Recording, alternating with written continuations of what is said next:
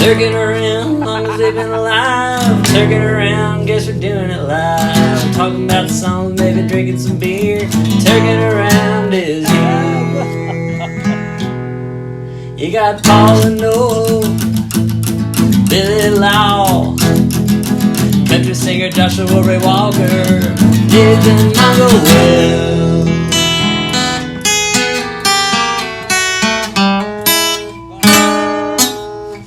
Everyone hit an E. I'll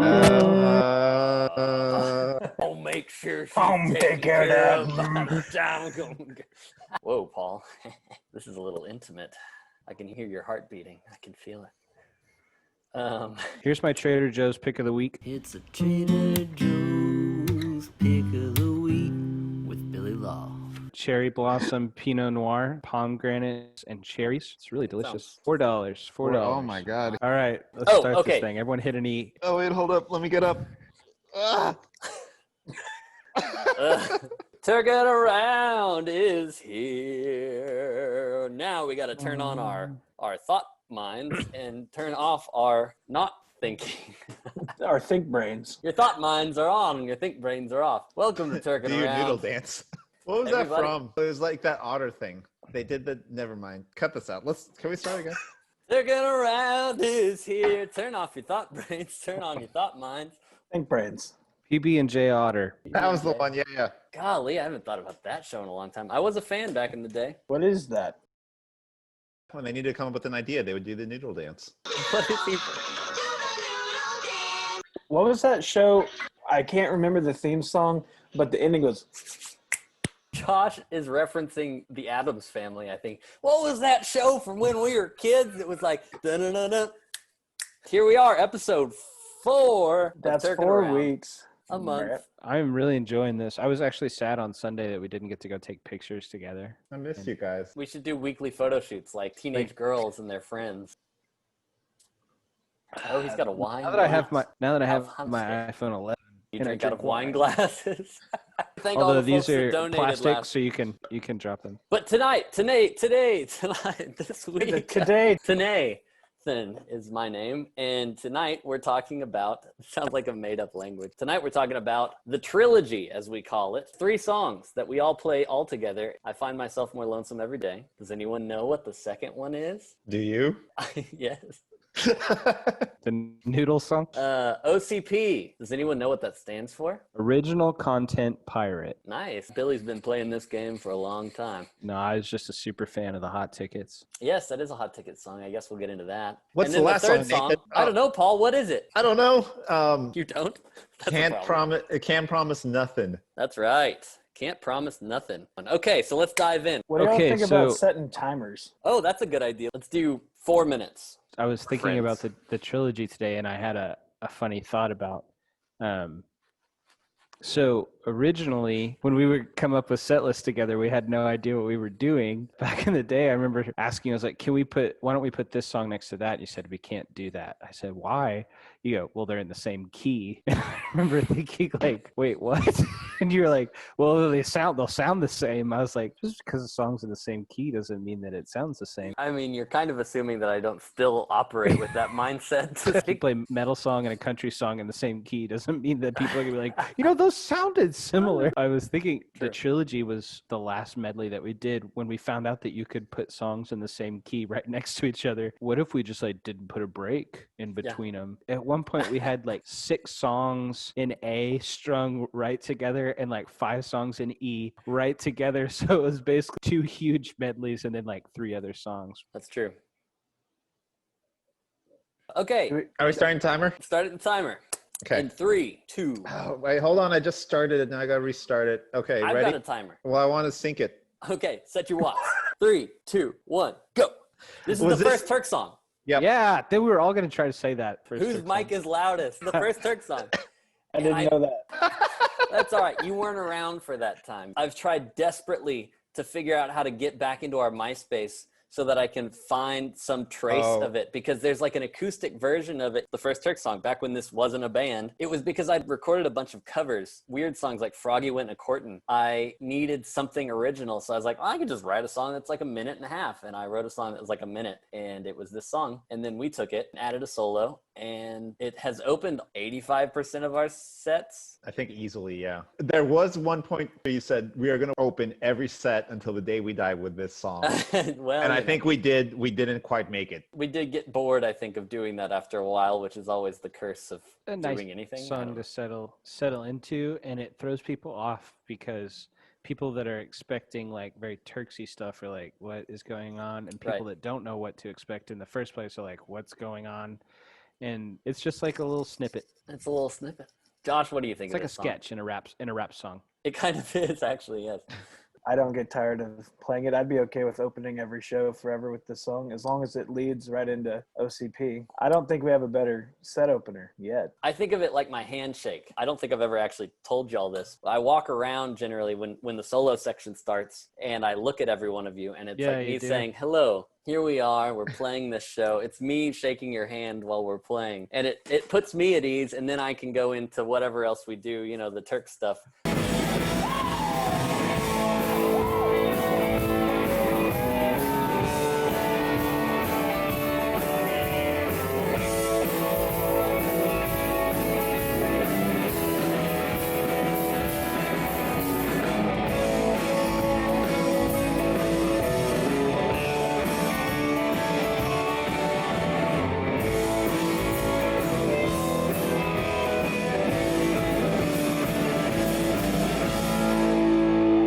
So That yes, is what it is. That's actually like really nice. I didn't know that. y'all are both maybe a little more focused, and you know, like I said, Will's been in this game a long time. We just we look at each other and we just know. Can we just look at each other for a second? I'll look away. All right, that was nice. Thank you. Okay. We talked last week about how Nathan and I had thought that Turks was going to release a concept album about murder, and it turns out that we put Red right before I Find Myself More Lonesome. So if you're listening to it thematically, it sounds like he killed his wife, and he's like, man, wish I had her back. Shouldn't have done that. Well, that's probably a lot of murderers' thought process. We got 9 seconds. 9 seconds. Maybe one day we'll write another opener that'll get people wound up. It had a huge surge on Spotify recently. There it is. All right. And now we're just going to dive right into this song called OCP. Paul, do you have your clock set here, your watch? Set that timer. Hold on, it's still resetting. Things got to go all the way around. Oh, you're just like looking at a clock? It's just a timer, yeah. Dude, Stopwatches spent can $10,000 stop. on a watch. Can't find a timer. Stopwatches buttons. can stop and reset. I don't know. He's Oh, just now- looking well, at now- the second hand. Now it's reset. So are we ready? Go. Okay. Okay. Okay. All right, going. Okay. OCP. This is a hot ticket song. So this was our first band together. We've been in this game a long time. And I think this might have been one of the first ones we did after I joined the band, because I joined in as the drummer, and then we kind of started to get a little more rocky and loud. Give us a year. I mean, 2008-ish, probably, maybe? yeah. I guess if you want to get technical, this is the oldest Turk song, right? We added it, I think, after Josh joined the band, though, didn't we? Yeah, it was a while after Josh had joined the band that we brought this in. So Can we hear a clip of the Hot Tickets version of this song? Yeah, sure. This is Salim Nuralla produced. Hot Tickets 2009, I think is when we recorded this, right? Now. I hope that's how it is up. That's just what I was thinking. I said nobody likes them anyway. 'Cause I'm gonna fight you. Ta-da. Okay, man. Didn't you love those hand claps? Oh, and we had Lydia, my sister, Lydia Wells on keys, and she does that cool. I actually really like that little like synth line that she has in that. I don't know if we've mentioned this yet, but when I joined the band, Lydia was an active member of Ottoman Turks as well. Basically, Paul and I salvaged what we could from Hot Tickets. Once Ottoman Turks became a band, we were like, who do we know that plays music? And it was pretty much the Hot Tickets and Will. And then another guy, Taylor King, who played in a band with Paul, a really good band. Be It Liso. so good. They didn't know what they were doing, but they were good. Yeah, true. Isn't this the tale of most bands? By the time they figured it out, they were breaking up. Tasty morsel. Sophia was the bass player for Hot Tickets. She and I have remained friends, and I believe that you kind of like auditioned her, but it was really like she was deciding whether she wanted to be an Ottoman Turks when you were putting things together. I was like, hey, come and play with this. And then she was like, I don't know if I want to. Yeah.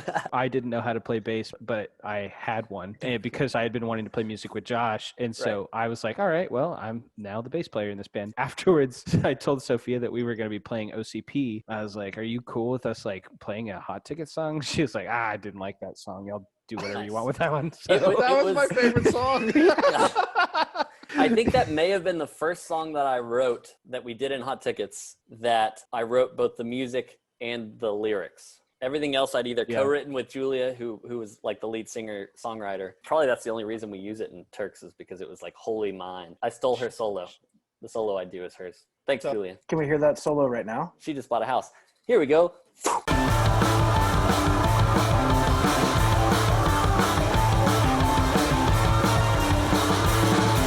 Congratulations. So fun fact also falls into the next album. 6 seconds. I was trying to rip off Nirvana's Breed, which has Dave Grohl drumming, and he also influences the metal song in the next album when he was drumming for Queens of the Stone Age. Okay, so Josh and I were driving back together late, like at 3 a.m. from San Antonio back to Dallas, and he was like, hey, you gotta listen to this, and put on a Queens of the Stone Age song. And it was just late at night trying to stay awake, volume up to 100, and then I was like, oh my God, I gotta drum like this. Yeah. Josh has a magic car. He'll show you something, and you're like, what is this? Yeah, and then you listen to it later and you're like, this song sucks. I've discovered Mumford and Sons in Josh's car. It's a good band, honestly. Their first 2 albums I really like that first brought one. folk music. I mean, the Americana thing that's happening right now might not be happening if Mumford and Sons. That's very true, actually. Especially if Old Crow Lumineers. and Mumford and Sons hadn't gone on tour together. You mean if Railroad Mumford Revival? Yeah, show us the poster, bro. I'm very proud opened of the door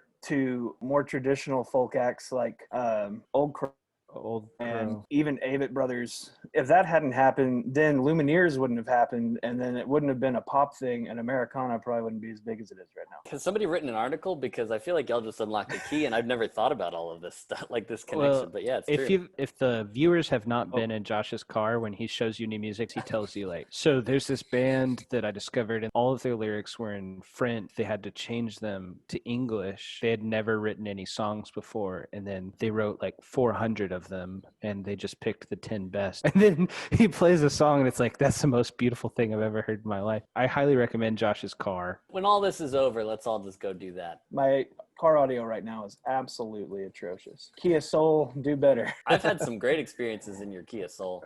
If the souls are rocking.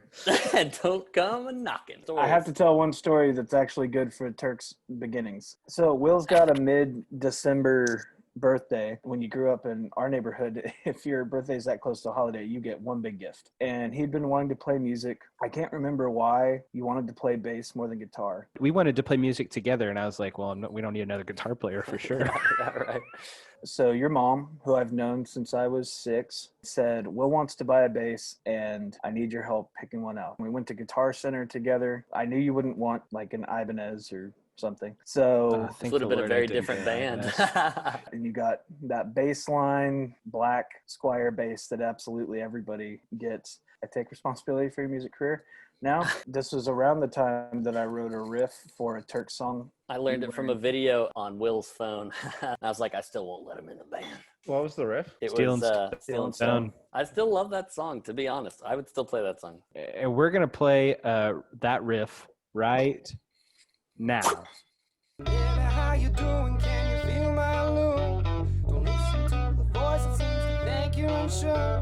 I'll tell you right now, don't think that I'm overblown. It's just my mind who's stealing my heart. Nice. Okay, let's talk about Can't Promise Nothing. 3, 2, 1, go. How many names of people that we know are in this song? Not names. I don't know the full inventory, so I would love to hear. I don't I've think never been that's given something the real that's story. safe to go through. We can cut this. Can you tell the story and we'll just bleep every name? Yeah. I'm going to pull up the lyrics on Bandcamp, and you can tell us what everything is about. This was one of the first songs that I wrote for Turks once it was a band. We were packing some heat or whatever. I don't know. That's a bad phrase, right?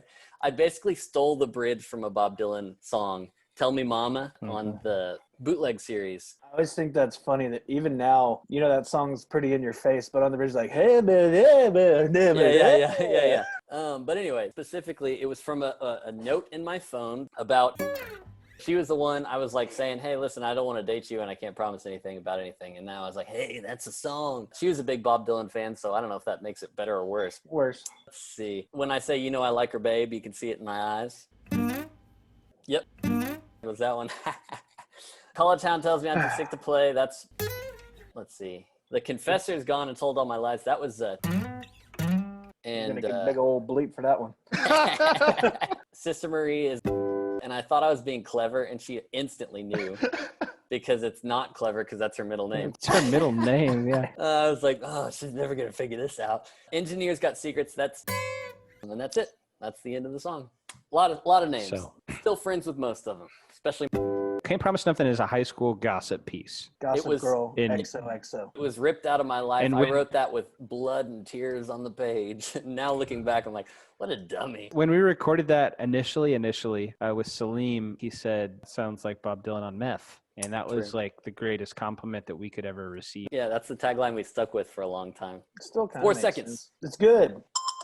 One more thought that I had about that. That used to be like our most exhausting song to play, like just all the words and everything. And now that one's easy compared to some of the stuff that we have to do now. We have that one really, really bad recording of it online at that coffee shop. Crooked Tree Coffee House? Yep, that's the one if you want to really show how far we've come.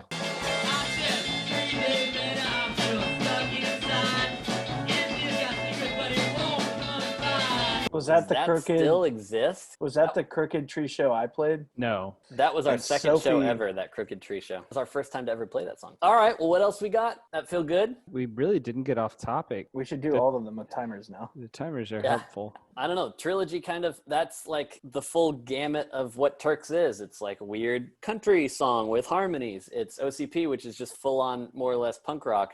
And then it's Can't Promise Nothing, which is sort of blues. That's Turks. This week we're accepting donations so I can afford a shirt. He's one step away from wearing just a big old pickle barrel. And I still need to pay off my phone. Just because I have a new phone doesn't mean that I've paid for a new phone. So he's taking on second jobs, landing planes. Will, can I get some of these? Yeah. That's amazing. All right, let's call it quits. We didn't cheers It'll be tonight. shorter. Thanks, y'all. It's been fun turking around. Oh, we've only said it like maybe once. Turking around. Turking Your around. shots, kids, for your health. Freeze frame. Turking around. Love y'all.